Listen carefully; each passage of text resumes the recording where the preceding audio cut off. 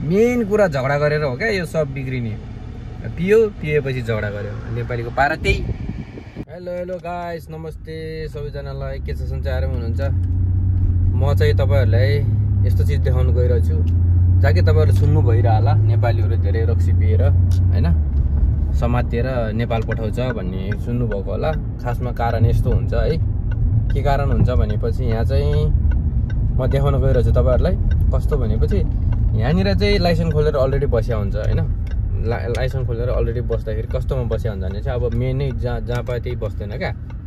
अब जस्तो कि अब उसमा बस्छ रम्मलतिर यताउता समातेर पकडेर लान्छ भन्ने। त्यो चाहिँ केही पनि होइन है।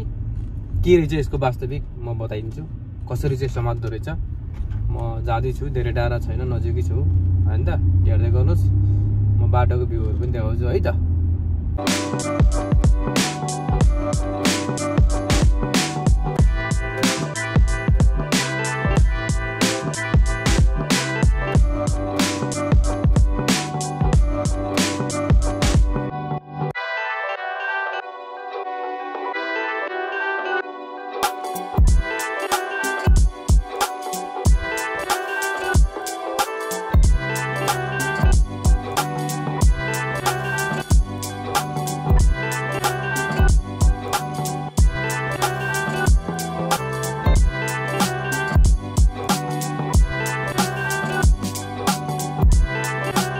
म चाहिँ फाइनली आइपुग्यो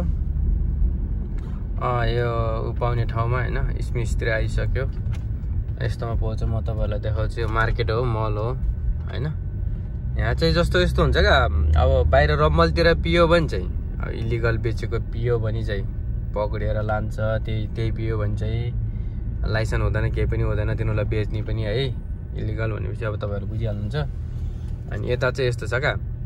अब यहाँनिरबाट यो उबाट बेच्यो भने चाहिँ यही हो हैन, अफ्रिकन ऊ हो। अनि यहाँबाट डेलिभरी भइरहेछ। यहाँबाट बेच्यो भने चाहिँ तपाईको प्रमाण भयो। अनि प्रमाण भएपछि त्यही केही पनि भएन है त। तपाईहरुलाई पनि अब थाहा भइसक्यो कस्तो हुन्छ भनेर। यसो छोटो मिठो जानकारी दियो हैन। खासमा कारण यस्तो हुन्छ, बुझिहाल्नु भयो। त्यही भएर कसै मान्छे समातेर गछ भनेपछि डराउनु पर्दैन। त्यो इलिगल पिएको हो। त्यो मान्छेले समातेर लान्छ, पक्रिन्छ, छोडिदिन्छ, घरै पठाइदिन्छ। जस्तो अवस्थामा छ त्यस्तै अवस्थामा घर पठाइदिने चलन छ है यहाँ चाहिँ। फेरि त्यो कपडा लाम्ला, कम्पनीबाट कुरा गरौँला, पैसा लिएम्ला, सेलेरी उठाम्ला भन्ने त्यो चाहिँ हुँदैन। भनेपछि बुझ्नुहोस्, लाइसेन्स बनाएर पिउनुहोस्, मजाले पिउनुहोस्, रुममा पिउनुहोस्, हल्ला नगर्नुहोस्, झगडा नगर्नुहोस्। मेन कुरा झगडा गरेर हो क्या यो सब बिग्रिने। पिएपछि झगडा गर्यो। नेपालीको पारा त्यही भएर चाहिँ गाह्रो हुने कारण त्यही हो, समात्ने कारण है त। यसरी पिउँदा केही फरक परेन। छोटो मिठो जानकारी दिएछु। यसो लाइक, कमेन्ट, सेयर यसो गर्नु होला है त। धन्यवाद सबैजनालाई।